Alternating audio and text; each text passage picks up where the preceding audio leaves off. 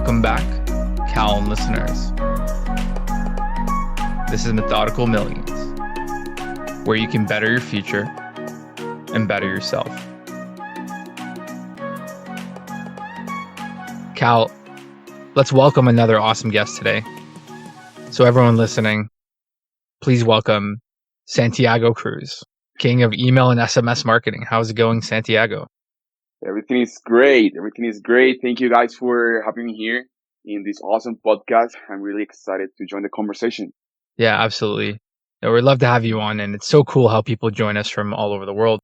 And Santiago, for everyone listening, he's from Colombia. So I think it's our first South America guest. We're really excited to have you on. And I always like to start and ask a question. So what gets you excited about life? Progress. For real, progress is what gets me excited. I hate being comfortable. I hate being in the same place day after day. So progress, more than money, is what keeps me excited about waking up each day and doing my best in every hour, every minute, every second of my life. That's my motivation, seeing my own progress. Not because I want somebody else to see me and say, hey, Santiago is really progressing. He has a lot of money. He has done a lot of cool shit. But for me, like I would love to be 80 years old and look back at my life and say, okay, brother, you went from point A and you got to point B where you wanted to be. That's basically my motivation. That's why I wake up each day and do my best. That's awesome. And I love how you mentioned progress, because I don't think a lot of people talk about it that way, but it makes me stop and think, because it sounds like you have a higher purpose. You said it's not money. So is it the feeling after you progressed in something, or what is it exactly about progress that makes it so fulfilling or nice to have? Yeah, I have short-term and long-term goals. And my long-terms, I break them down on shorter goals or micro goals. I'm basically achieving each micro goal that will somehow take me to the long-term goal. It's what fills me with happiness. The micro achievements and the journey of progress. That's what I really like. And achieving the goal itself is not a big deal. I don't know. I assume everyone here has experienced this feeling. For example, I always wanted an electric guitar. And basically I begged my parents for it for 2 years straight. And in Christmas, they gave me this.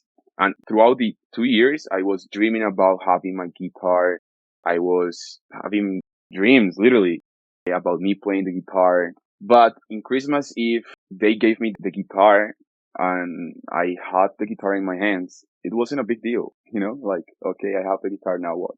And I translate that into my life goals. Sometimes when I hit, let's for example, say a revenue goal for the month, it's actually the journey that makes me happy more than achieving the goal itself. So that journey is what I call progress, right? Achieving micro goals that all together give me this outcome of this huge goal that I'm accomplishing, but that I'm not going to enjoy as much as the journey. That's really my explanation for what I call progress, like my micro achievements, my journey, and the progress from point A to point B. That's what I really like. I can definitely relate to that. I speak a lot with my friends about doing very long road trips. And you know what? The reason a road trip is fun, like you mentioned, and enjoyable, and you look forward to it, is the actual trip itself, not where you're headed to. It almost doesn't matter where you're headed to. Sometimes you pick a place very far away just because you want to have a long trip, the journey itself to be long, and you can enjoy along the experience of you going to that destination. And it takes me back quite some time. In my second full-time job, I was speaking with my manager and we were just having a very casual conversation. And he would ask me, what gets you motivated? I was commission based. So I was in the car industry and sales at the time. So he would think that selling more cars would make you happy, making more money. And I would say, no, not really. It's the actual feeling that the customer is satisfied. So the action of when I spend time with the customer, when they're at the showroom, when I sometimes go deliver the car to them, their joy and their experience with me, if I try to give them that red carpet service, it would make me happy seeing them happy. And that's the joy and experience. The moment they pick up the car and leave, even though that's when we get paid effectively, that's when the car counts as a sale and gets into my commission. To me, that's the end of it. I'm looking forward to the next one. Now, in a stage of our lives where we're looking forward to other things, I do agree. It's the journey, the anticipation, the ups and downs. And when you get to the destination, perhaps you'd think, I got here because of all the struggle and effort and moments of ups and downs that I've had to get to where I am here is what really made this destination enjoyable. What's next now? Maybe you can share with us a bit more about your journey. How did you start with what you're doing now and how's it going so far? Yeah, amazing. Context-wise, I basically have an agency that do email marketing and SMS marketing and push notifications for e-commerce brands. And basically what those services do is increase the profitability of all of these brands that we're working with, right? And basically my 0 to hero story is I'm 20 now, right? I'm pretty young. And when I was 16, I used to do a lot of YouTube. I used to consume hours and hours and hours of YouTube content. And in one of those days, maybe in summer when I was doing nothing but watching videos, I just watched a video from a guy called Gabriel Saint Germain. Basically, he was telling, I just made 600K in 90 days doing dropshipping. And I was like, wow, how is this possible? Because, well, 600K here in Colombia, it's like your life salary. You see it like it's impossible to have. So I was really, really curious how someone could generate such amount of money. For me, in that time, it was a lot. Now, it is not. But at that time, I was so impressed how someone could generate so much money. So I started consuming all of his YouTube videos and I got introduced into e-commerce with dropshipping. And all that summer, I spent watching dropshipping videos, consuming content, studying the principles, studying every moving piece of the business, right? So from filming to website creation, copywriting, media buying, email marketing, retention, customer service. But I was 16 years old. I had no money, literally, like zero. So I went and I asked my mom if she could maybe borrow me some money, right? I pictured the idea, hey mom, I want to launch this brand. Basically, I'm here in Colombia, but I do not need to buy any inventory and I can just sell stuff from China to US customers and just profit the difference between what I pay in the China factory and what the US customers pay me. And she was like, okay, you know what you're doing? And I was like, yeah, of course, I know what I'm doing, but I had no idea about what I was going to do. So yeah, she told me, okay, Santiago, take my car. How much money do you need? And I was like, I don't know, maybe $1,000. She was like, okay, spend $1,000, but I need my money back. Okay. I was like, yeah, mom, no problem. So I started building the website. I started crafting the video ads for Facebook ads and I started setting up all of the email marketing. I started contacting these AliExpress suppliers. I started doing everything. And after all of that was done, I launched the brand and I started spending money on ads. Basically, in 15 days, I spent like 10K out of my mom's credit card. I literally maxed out her limit. And the return investment out of that 10K was like 2,500 or something like that. So basically I was pretty screwed. I didn't know how to tell my mom about this because no way she was going to understand. She borrowed me 1K and I ended up spending all of her credit card limit. So I was in big problems. And if you're familiar with Latina moms, well, you can tell I was in a really bad situation. She got the In where, slipper. Is that what she did? Yeah. yeah, well, not only one, but multiple times. And yeah, basically, I told her, mom, this happened. She got really, really mad and she started like, okay, well, you just spent all of this money. Well, now how are you going to pay me? Basically, I had no idea. So one of my uncles, he has a clothing store in downtown Cali, Colombia. Basically, I started working with him and the guy is one of my mentors. The guy is a ruthless guy. I used to work there from 6 a.m. in the morning to 8 p.m. and I had a 20-minute lunch break. And basically my work there was being my uncle's bitch for all of the day. Everything my uncle wanted me to do, I did it. So from selling clothes to moving inventory, handle his personal situations.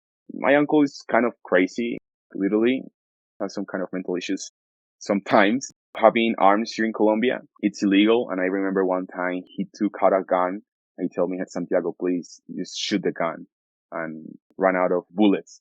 I was like, okay, why? No, I just want to be entertained. So that was the kind of weird stuff that my uncle made me do. However, even though it was really crazy, I learned a lot because I was working like 14 hours per day with no rest every day from Monday to Monday for about 6 months. So basically that experience taught me a lot because my uncle was ruthless. Like he was telling me all the time that I was worth shit, that I didn't know how to work.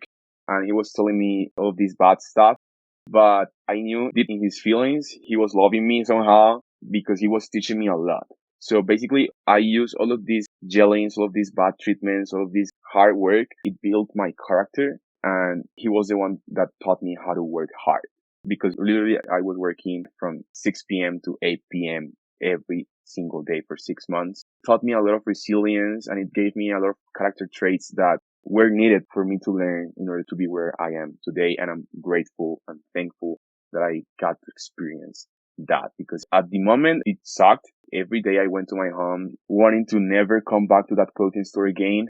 But I knew I had to come because I needed to pay my mom. And the word that I learned, or the character trait that I learned, was resilience. You have to do what you have to do. And also I learned how to work hard because also before that I was really, really lazy. I didn't like to work hard, and my uncle taught me how to work hard, like hard.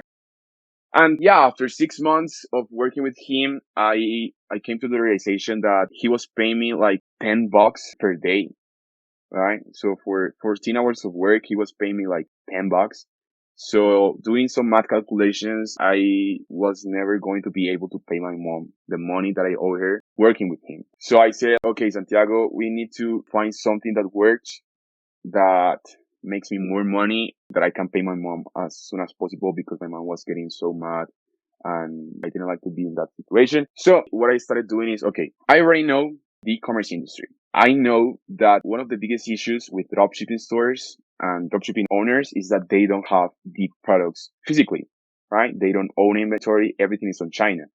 So they are not able to create content for that specific product. And what they have to do is look in the internet for content, download the YouTube videos with that content, and then compile it into a video that they can advertise on Facebook. And that process is really, really boring. It demands a lot of time. For example, a mug that you're selling. You need to look on YouTube, on Google, on all of these platforms for content for that specific mug, and content that is high quality and free to use and that you can then compile. So it's a process that takes a lot of time and that I knew a lot of dropshipping store owners didn't want to do. And when I was like 14 years old, I used to do guitar covers to upload on my YouTube channel. So I learned how to edit videos on Adobe Premiere. So, okay, let's take that skill and this knowledge that I have and this problem, and let's offer video editing services for all these dropshipping stores that need content to advertise their products. So yeah, that's what I did basically. And there's this platform called Fiverr. Basically, Fiverr is a marketplace where you can find professional services really, really cheap. And when you put your offer in Fiverr, it is called a gig, right? So you open like a page in Fiverr and you advertise your service and you put the price and everything and people pay through Fiverr. And basically that's called a gig. So I launched my gig and then I started promoting my gig on dropshipping Facebook groups. I was charging $5 per video and every video took me like 2 hours to make. And the estimated time of arrival of each video was like 24 hours. So if you place an order today, tomorrow you'll have your video done.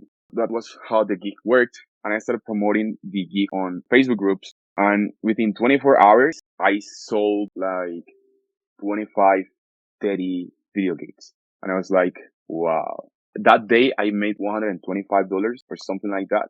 And I was like, I'm making 10x more that I'm doing in my uncle's clothing store, well, I have to work, but it's not that hard either. And I'm on my own rules. No one is yelling at me. So it was a big moment in my life where I learned that I could make money online. So that day I was a little bit in problems because I had like 30 orders and I needed to deliver them within 24 hours. So literally I didn't sleep that day. But then I knew that my service was validated. There was demand for it. So I started promoting the gig every day and the business started growing. Well, Fiverr works as a search engine. So the more reviews and the more good testimonials you have, the more you appear in searches on the platform. So basically, I knew that I had to charge low at the beginning so I could collect as many testimonials as possible so the platform could get me higher in the list rank. And that's what I did. In the first 2 weeks, I was already ranking in page number 1 and I was making good money per day, like $125, $200 per day. And yeah, I started charging more. And basically in like 6 months or less, I was able to pay my mom the entire credit card debt that I owe her. And after I paid my mom, I was able to save a lot of money. I launched my own dropshipping store again, my own brand with the money I collected. And as I was all the time working with dropshipping owners and e-commerce brands, basically I started making a lot of connections. And this service is something that is recurring. You start developing a relationship with your customers. They are no longer your customers, but they are your friends. And as they're your friends, they start helping you for free. And basically, I knew a couple of good individuals that were making good money, like millions per year, that taught me how to do e-commerce right. They tell me, okay, first you gotta look into copywriting, be an expert in copywriting, be the best copywriter you can be, because that's the foundational skill for any e-commerce business. Can we explain what copywriting is to our listeners? Yeah, basically copywriting is writing words that sell. So there's a technique, which is copywriting. You use it to persuade people in order for them to act on whatever you want them to act on. So for example, it is selling through words. So if you want someone to buy from you, there are certain things that you can say in a certain way to persuade that people to buy from you. And it's a skill that works for literally everything in life because it's persuasion. It works for sales. It works for dating. It works if you want to pitch a new business to your investors. It works for everything or asking for a promotion, right? If you know how to persuade, you can literally have whatever you want in life. In business, in online business specifically, you cannot meet one to one and talk to people. So you cannot persuade through talking. You need to persuade people through words. And that's why it's a foundational skill for anything online business. So if anyone listening wants to start an online business, my advice would be get into copywriting. I'm going to give you the same advice that I was given to Santiago, get into copywriting, be the best copywriter you can be, and you'll succeed somehow. So basically, after they gave me that advice, I started investing on copywriting courses and I started practicing a lot. I started writing every day. And when I felt confident enough, I launched my second brand. So remember my first brand in 15 days, I ran out of my mom's credit card. But now I launched my second brand with money that I already had in my pocket with a lot of knowledge, a lot of connections, a lot of experience because by working with all of these people on Fiverr, I knew how the business worked like end to end and from the perspective of people that were winning. So we're talking people that are doing millions per year. And I felt confident enough to launch my second brand. So I did it. So like in 2 months, I was able to make some good money. Talking in numbers, I scaled my fitness e-commerce brand from 0 to 5K per day on revenue. By 30 days, I was making somehow like 150K, 175K per month. Sorry to interrupt you, Santiago. That's US dollars, right? Yeah, US dollars. And yeah, like in 60 days, I were able to scale my store to big numbers. But after a couple of months in the journey, I found out it was not fulfilling me because indeed I was helping people because I was selling fitness products. So I was helping people get fit, but I don't know, like somehow I couldn't see the results. I couldn't meet with people one on one and see their life change or something. So I feel like I was not helping directly to these people. And also, I got tired because of the inventory issues. When you're selling from China, you're drop shipping, and shipping times take a lot of time to arrive to your customers. There's a lot of customer service headaches, and also PayPal and Stripe banned me a lot. So there were a lot of things that I didn't like about having my own e-commerce brand, and it was not fulfilling me anyway. Like, I could get away with all of the headaches and problems because obviously there are ways. The thing with me is that I was running the brand by myself, literally. I didn't have like a team or something. But I knew that if I wanted to solve those issues, I obviously would be able to, but it was not fulfilling me. So basically, I closed the store, took the profits, and I said to myself, okay, Santiago, what you're going to do now? Can I ask a question, Santiago? So the fitness brand, did you do your own copywriting and then coaching? Were you the fitness trainer or did you repackage videos that were online? What was that like? Because I'm trying to understand, which great job, by the Yeah, way. I think Cal was wondering about US dollars because I think he's really, really impressed. I am too. Amazing job. That's really cool. So what was that like? Was that you training yeah. yourself? So basically, it was an e-commerce store in which I was selling all of these workouts at home tools. So, for example, like elastic bands, pull-up bars, stuff like that that people So it's use still drop to work at shipping. home. But I was still drop shipping. Yeah, basically, I sold all of these products using Facebook and email marketing. And that's how I got to scale my store to those numbers. If you want me to explain further, the business model is basically I had a supplier in China and I was advertising the products in Facebook. So, for example, you Facebook user and you see my ad, you go to my website, you buy the product, and when you buy the product, I transfer that order to the Chinese factory, and the Chinese factory sends you the product. I don't send anything; they are the ones that send the product. Basically, that's how it works. And after a couple of months, I closed down the store. It was not fulfilling me at all because I wanted to help directly. Like, I wanted to see and talk about the results I'm providing you and everything. I'm really driven by help and by providing value to people and by changing people's lives. And I was doing it, but I was not able to see the results like one on one because, well, you're selling to a lot of people. You cannot meet with everyone.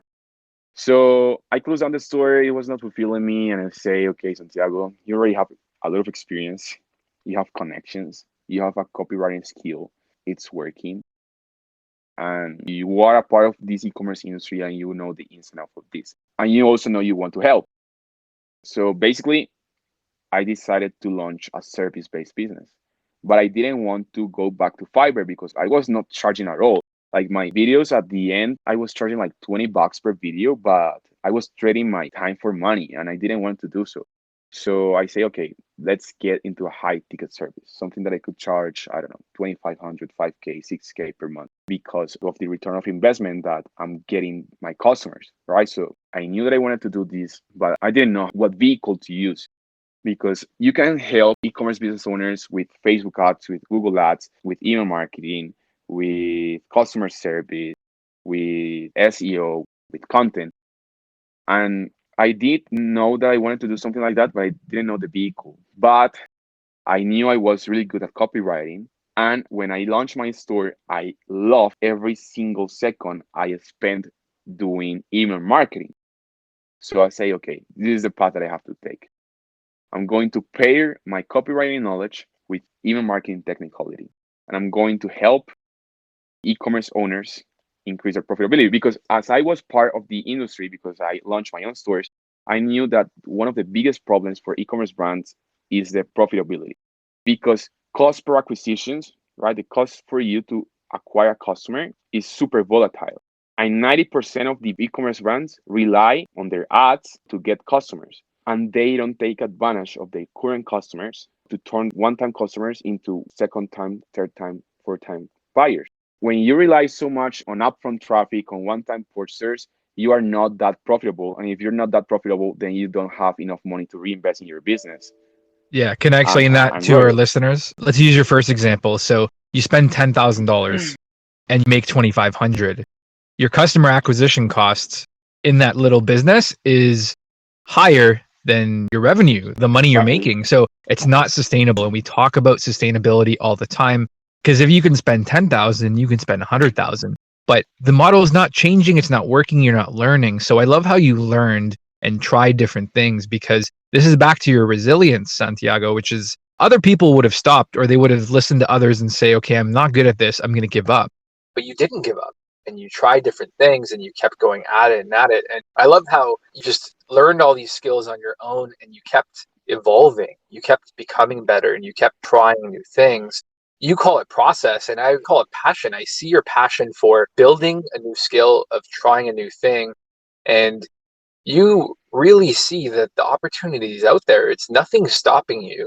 So it's just really beautiful to see. I love it. So what about this whole email marketing? What made you realize that customer acquisition is so hard for people? I guess because they probably also, YouTube something and said, okay, let me spend some money. It's always throwing money at Google and Facebook to get asked. I knew the problem because I was in the beginning, because as you said, I spent like 10K worth of paid ads and I got a return of 2,500. So basically I lost 7K in 15 days. And I knew that the problem was not only happening to me. It was a problem that happened to big brands that even though they were selling, they were breaking even. And if you're breaking even all the time, you don't have money to reinvest and grow.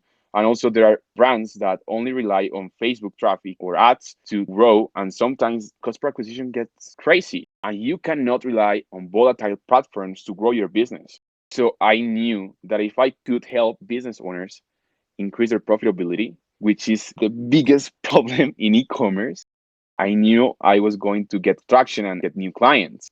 I knew all of this because of the experience, because of being in the market, meeting with all of these individuals from Fiverr that were my mentors, and they told me everything about the problems. I knew it because I was experiencing the problems with my first brand, with my second brand sometimes, in which there were some days that I was literally not even breaking even, but I was losing money. And in my brand, I noticed that sometimes and some days the difference between making money, breaking even, or losing money was email marketing. Because sometimes the return on ad spend, I was not even breaking even on Facebook ads, but I was making money from email. So email literally saved the day sometimes. So I knew like, okay, brother, I know this system called email marketing because I have implemented in my own brand. It helped me increase my profits. And it was the difference between making money or not making money. So if I package this into a service and I help business owners solve one of the biggest issues they have right now, I'm going to sell. I'm going to somehow do something about it. Can you explain, Santiago, how you came across email marketing in your own brand? And did you just email 1,000 customers from a list? How did that work? Yeah, so basically I got introduced into email marketing because all of the content I was consuming, they told me that one of the things I needed to set up prior to launching a brand was email marketing automations. So basically that's what I did. I did the automations, and the only skill you need for email marketing is copywriting. And it's the purest form of copywriting that you can do because email is literally just words. And I set up all of the automations. And when I started getting traffic into my store and seeing that sometimes the difference between making money and not making money were the automations that increased my conversion rate. And as they increased my conversion rate, it increased my profits that I could use to reinvest my money and grow the brand. I knew that it was something big and that I need to tackle that like 100%. So I started with the automations, and then as I was selling a lot, I was able to build this huge email list. And every time I emailed the list, I got sales. Can I ask a question? So does that mean someone comes on your product page and you have a little section that says, leave us your email? So they might not convert right away, but you spent the money to get them on your page. And then eventually you start Yep. email, I guess it's called like a drip campaign, or like you said, the automatic emails, and then they'll convert to a sale is what you're saying. Exactly. So yeah, how this works or how I see it is email marketing helps you automate the entire customer life journey to send personalized and tailored emails and messages to people that, depending on where they are in the stage, are going to be buying from you. So for example, the automations, I know everyone here has clicked on a website, and as soon as they land, they get a pop-up that says free shipping if you subscribe to our list, or get 10% off just by giving you your name and email. Basically, if you give your name and email to a brand that I manage, for example, you're going to be in automation called the welcome flow. And what it does is turn new subscribers into purchasers. So that's one automation, for example. One of the most common automations as well is the abandoned cart automation. For example, if you go to a brand, you add to cart but you leave the website without buying, then you'll start getting automations reminding you about the item left in cart. There are two types of automations. So pre-purchase automations and post-purchase automations. So the pre-purchase automations are the automations that help the brand owner increase the conversion rate. And the post-purchase automations are the automations that help the e-com brand owner increase the retention, increase the customer lifetime value, and turn one-time purchasers into multiple time purchasers. And all of these things combined help you increase your profits. And if you increase your profits, then you have a lot of money to reinvest and grow your business. But aside from automations, there are also campaigns. So campaigns are emails that you send once to a list of people. And what you do with campaign is sell, provide value to your subscribers and also sell. So every time you send an email campaign, you make sales, you get money. And it's also money that helps the big e-com brand owner profit more, because as you already acquired that subscriber and that content, it's free to advertise and remarket to them. So it's a no-brainer that a lot of brands overlook, that literally can be the difference between making money or losing money. My question, the first thing that comes to my head, so let's say someone listening wants to start their own dropshipping company. How do you choose? Let's say you're a great copywriter, you can do the video editing and you know the funnel, and by the sound of it, you're going to spend some money on ads. How do you choose the product that you're going to dropship, and what's that research phase like? Let's say you were going to start another one today. Okay, so basically, there are a lot of ways in which you could find products. However, I'm not anymore working with any dropshipping store because I think it's not a sustainable model. However, it's the best way you can get into e-commerce. So if I was going to start again, I will buy some inventory and start from there. But if you need to get started on business and you think dropshipping is the only way, just do it. How to choose a product? First of all, I don't operate in terms of products. I operate in terms of markets, because first you need to know what market and what niche you're going to be working with. Then you study the ins and outs of the market in order to find what are the biggest opportunities in the market, meaning what are the problems that you could solve. For example, maybe in the fitness industry. Let's say a hypothetical example that comes to my mind. So I knew that we were in the middle of coronavirus. I knew that no one could go to their gym, but a lot of people was having mental health issues, fat issues at home because they were not working out. That's a big problem that you can solve. But you can solve that problem in so many different ways. You could either sell fitness products for working at home, or you can sell, I don't know, a yoga course, or you can sell some meditation stuff. There are a lot of things that you can use to fulfill and solve the issues that are on the market. So first you start with the problem. What's the biggest problem that you can solve in a market? And after you know what problem to solve, you then start looking for products, right? So, okay, we have the problem that people are getting fat because they cannot work out outside.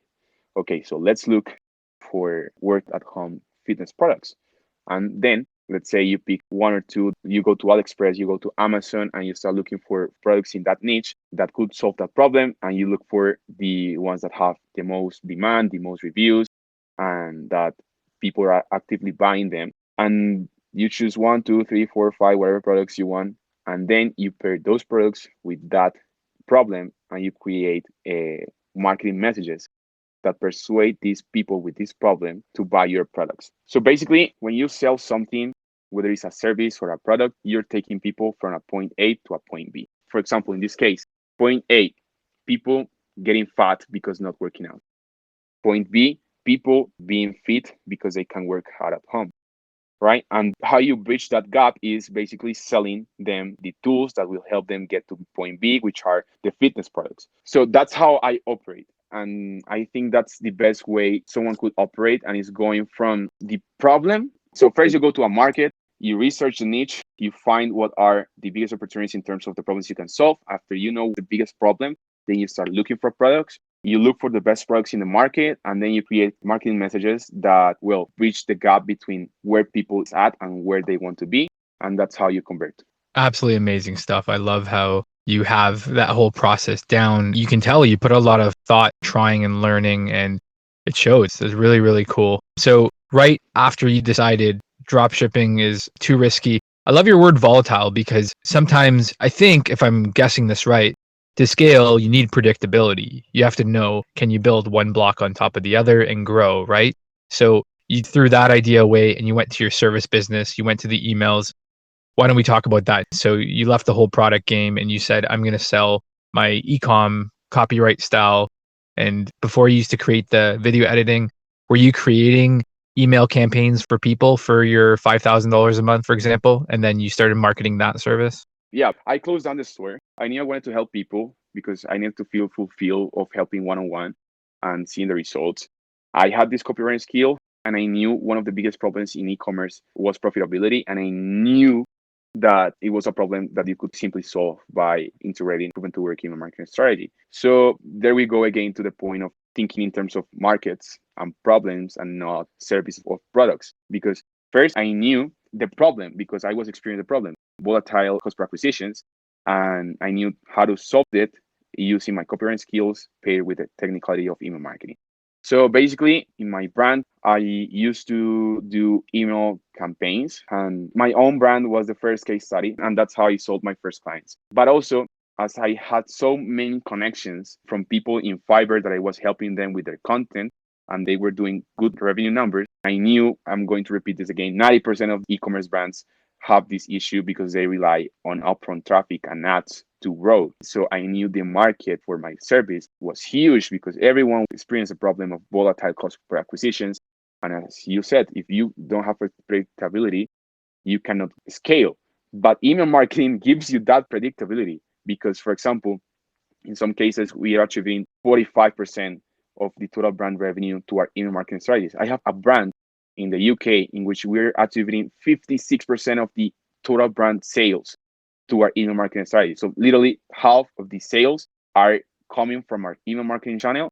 And that gives the owner data in which he can say, okay, let's scale or let's plan how to do these profits and reinvest to grow this business. So I knew that this was the right move to make. And as I had so many connections, I started selling them. I had people that already knew me because of my Fiverr video editing services. So I upsell them, hey, I'm not longer doing Fiverr videos.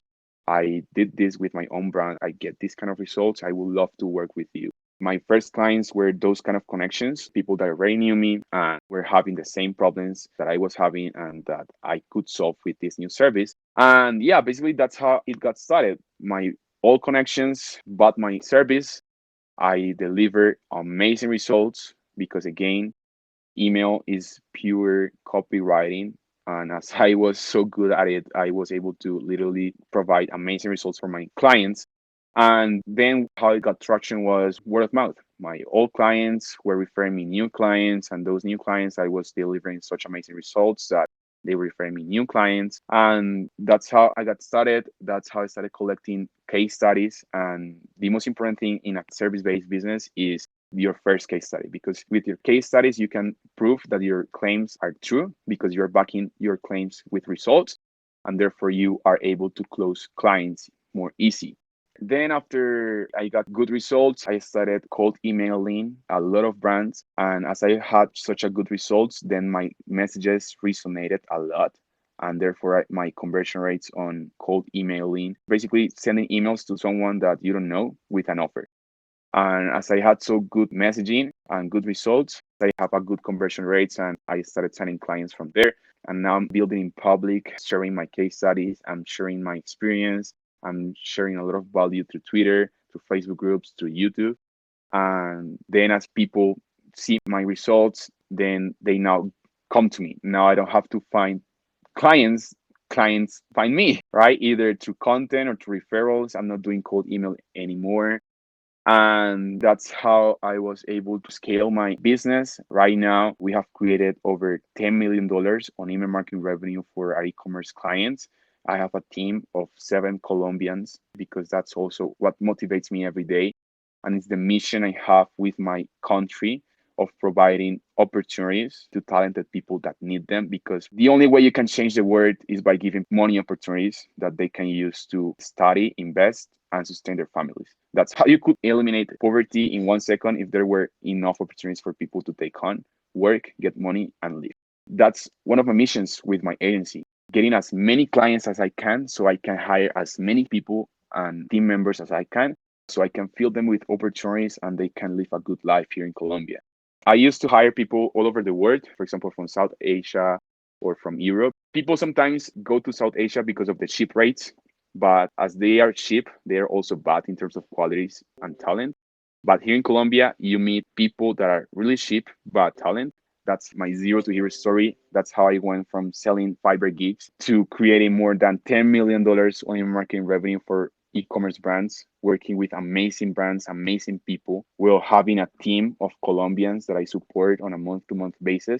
And my goal is basically to grow this as much as I can to provide Colombian people with as much opportunities as I can. And also, as I think in terms of if I help my clients scale their business, they're going to hire more people, because if I scale their sales, then they're going to be hiring more virtual assistants to customer service. They're going to be giving more work to content creators. They're going to be giving more work to people in the factories. So the more I scale their business, the more they have to hire and give people opportunity. And the more I scale my business, the more I have to hire and give people opportunities. So it's a win-win. If I grow my business, then I can hire. If I grow my clients' business, they will hire, and I will be accomplishing my mission, which is giving people opportunities. And that's how I plan to change my world, not the entire world, at least my reality. That's just absolutely beautiful. What a story. And you know what? Your world is going to change the world, because eventually, if you have 1,000 people in your network of hires, you're responsible for 1,000 or 10,000 jobs.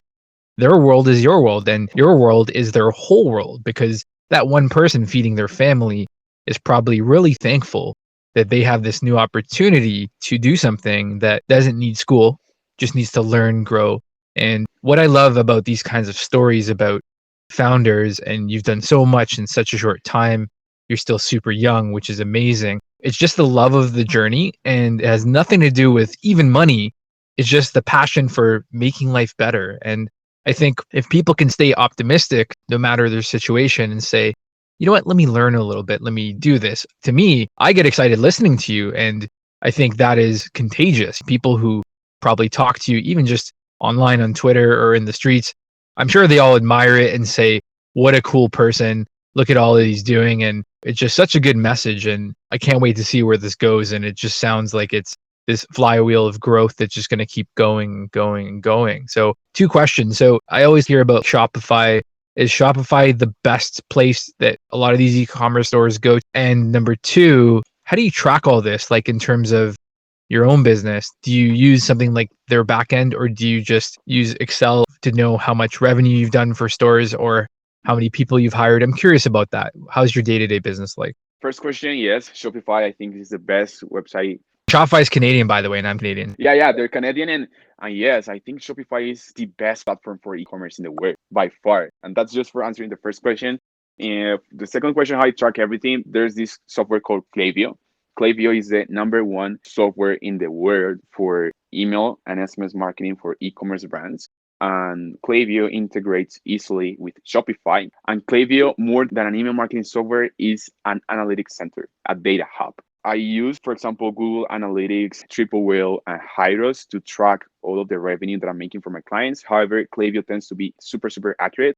And in the dashboard in Klaviyo, as soon as you log in into Klaviyo, it tells you how much revenue has done the brand overall and how much of that revenue has come from Klaviyo. And it gives you a percentage. It also tells you this much has come from flows or automations, and this much has come from email campaigns. And it's super easy to track. There's no way you can hide the results, either good or bad. You cannot hide them because Klaviyo tells you right then and there how much have you make for your clients. Right, so it's super easy in terms of tracking. I have never had any problem in terms of attribution or anything.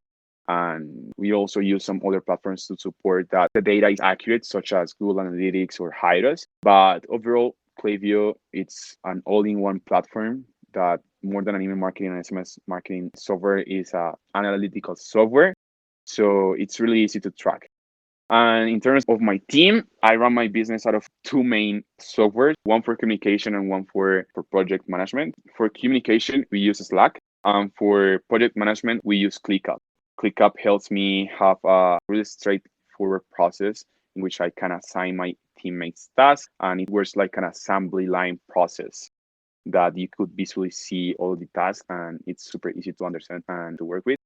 So basically, I also run my business out of Google Drive. Those are the three main platforms that I use to run my team. Slack for communication. For project management, we use ClickUp, and also Drive to put all of the folders, all of the documents, all of the content and everything. So yeah, that's it in terms of how I manage my business.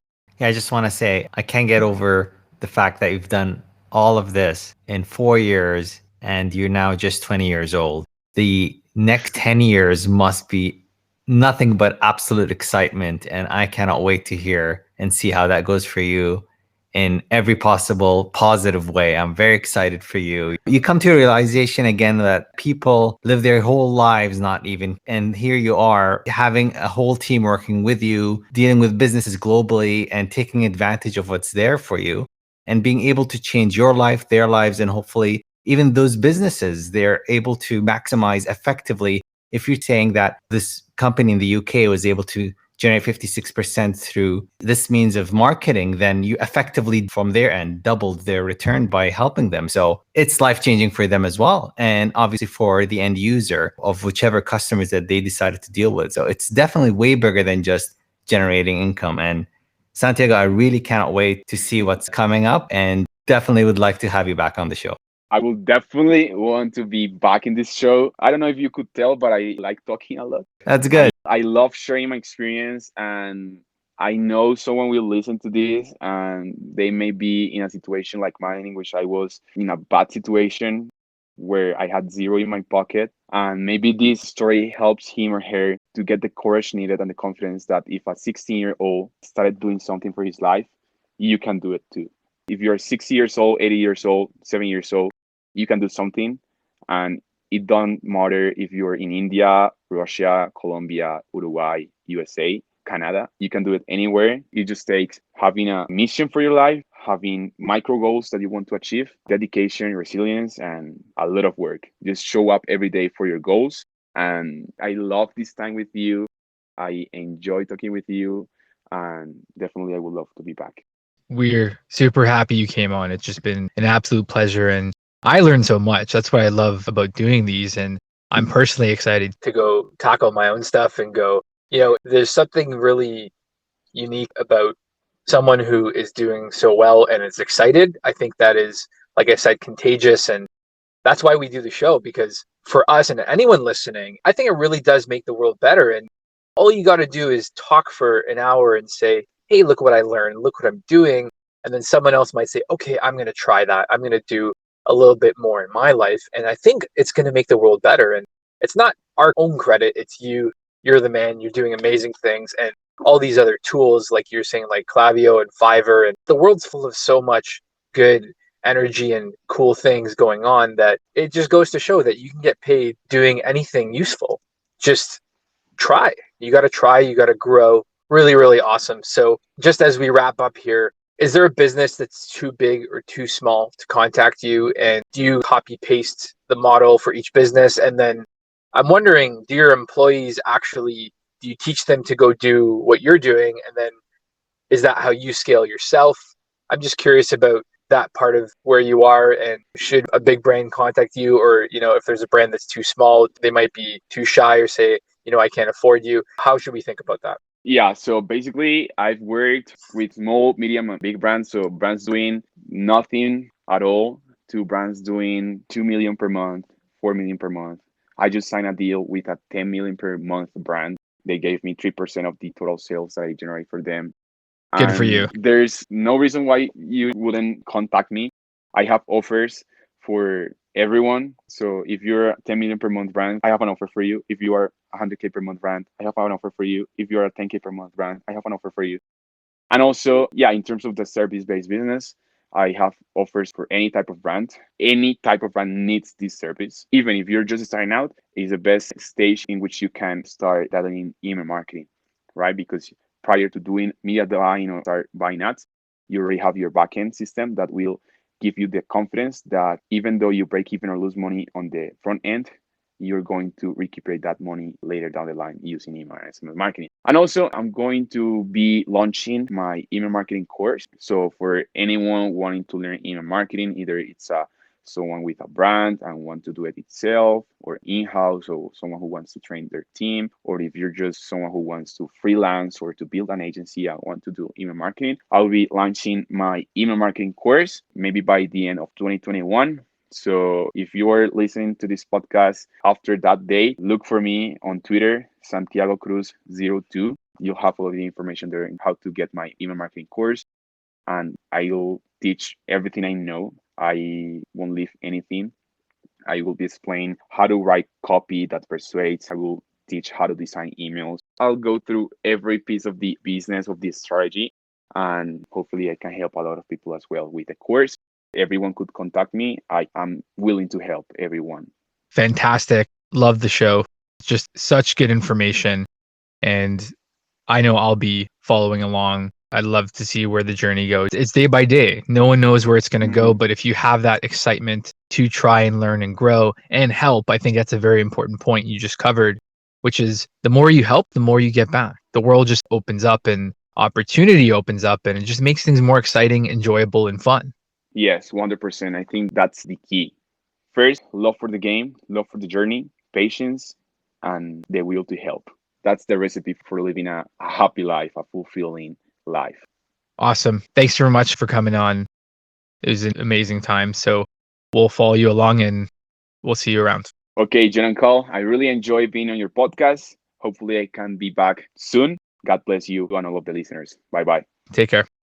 Thanks, Santiago. Can't wait to hear back from you. So with that said, let's wrap up today's episode.